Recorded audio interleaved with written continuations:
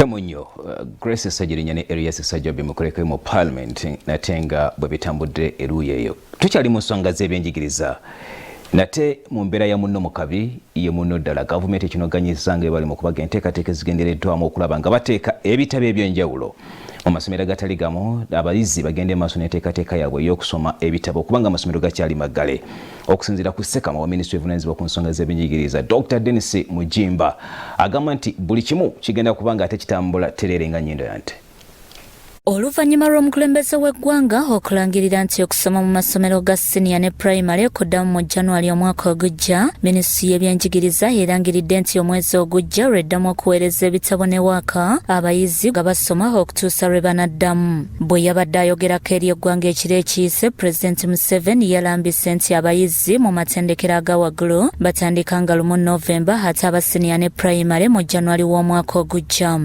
I now direct as follows.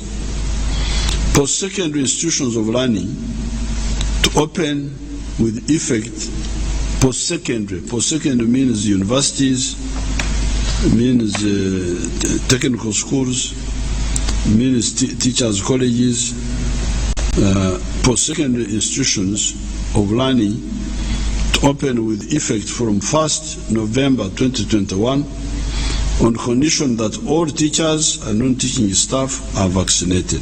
Bw'abadde alambika enteekateeka za minisitule, omwogezi wa minisitule y'ebyenjigiriza Dr. Dennis Mujimba akirambise nti bamaliriza entegeka ez'okuweereza ebitabo bino mu ssomero. Butabo bwe tuyita home study learning materials.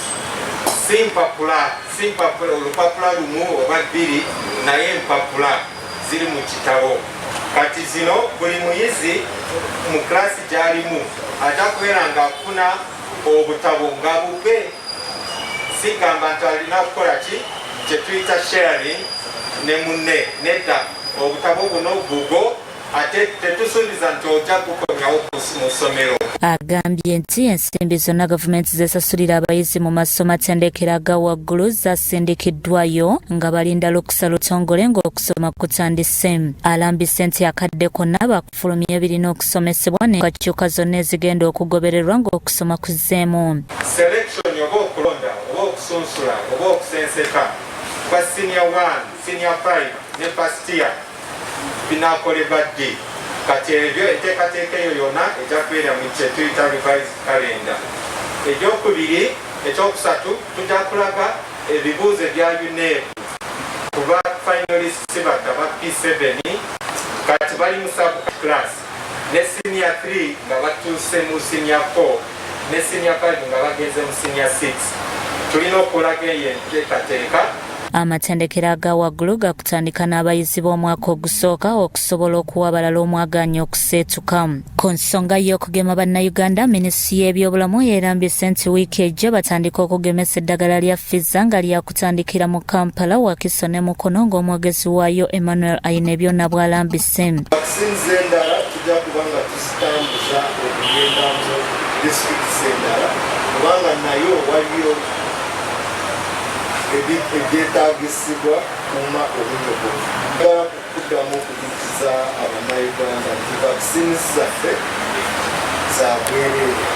Togenda ku vaccination site nga kusaba ng'osasula ensimbi.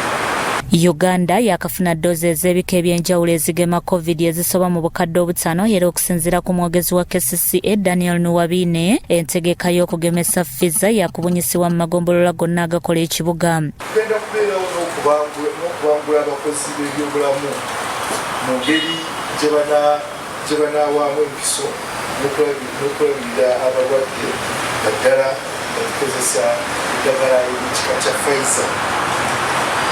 KCCA yafunye eddagala lino ery'ekika kya Pfizer 35,000 doozi 35,000 nga bino ebigenda okukozesebwa okutandika mu Mande. Uganda erina ddoozi ezisoba mu 60,000 ezibuzaako ennaku entono okuggwako era ng'omukulembeze yalabudde okugoba abo bonna abanaalemererwa okukozesa obulungi eddagala lino okugema bannayuganda. Bikusakiddwa Amala Muhammad, Kraso TV, Omunnyo.